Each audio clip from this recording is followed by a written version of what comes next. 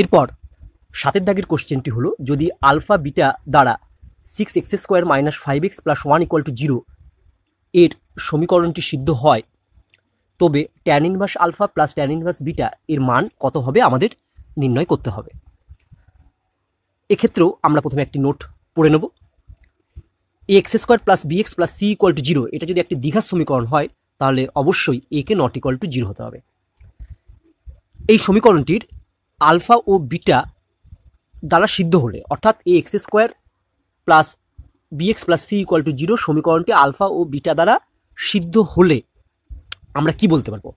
যদি এই সমীকরণটি আলফা ও বিটা দ্বারা সিদ্ধ হয়, তাহলে আমরা বলতে পারবো আলফা ও বিটা হলো এই সমীকরণের বীজ বা রুট।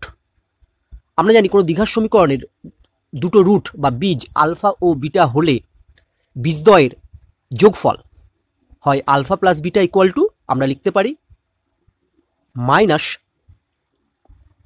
এক্স এর সহগ বা এক্স এর কোফিসিয়েন্ট বাই x² এর কোফিসিয়েন্ট, তাহলে এখানে হবে মাইনাস b/a।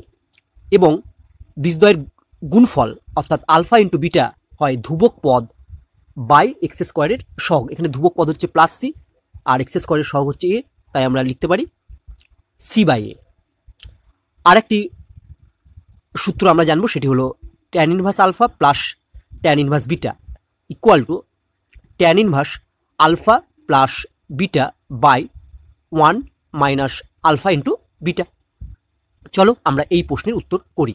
যেহেতু এখানে বলে দেওয়া আছে যে এই সমীকরণের দুটি বীজ আলফা ও বিটা, কেন? কারণ এই সমীকরণটি আলফা ও বিটা দ্বারা সিদ্ধ হয় বলেছে, তাই এই 6x² - 5x + 1 সমীকরণের দুটো বীজ হচ্ছে আলফা ও বিটা।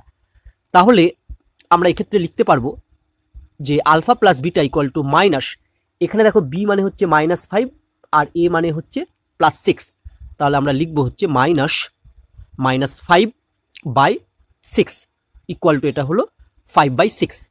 এবং বীজদ্বয়ের গুণফল আলফা ইন্টু বিটা আমরা জানি c/a, সি মানে এখানে হচ্ছে +1 আর এ মানে হচ্ছে 6, তাহলে alpha into beta equal to আমরা পেয়ে যাব 1/6।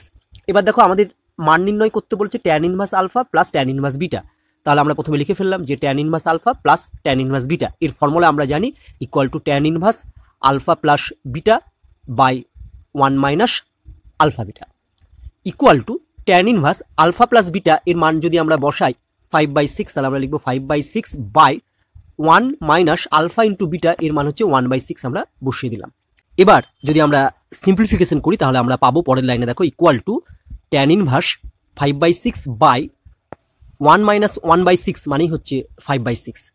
এবার দেখো 5/6 এ 5/6 কেটে গেল, তাহলে আমরা নেক্সট লাইনে লিখতে পারবো equal to tan inverse 1 equal to tan inverse 1 মানেই হচ্ছে tan কত ডিগ্রির মান 1, আমরা জানি tan π/4 এর মান 1, তাহলে tan ইনভার্স 1 এর ভ্যালু হচ্ছে π/4, তাহলে এটাই হচ্ছে আমার সঠিক উত্তর। তাহলে দেখো এখানে বিকল্পগুলির মধ্যে সঠিক বিকল্প হবে ডি।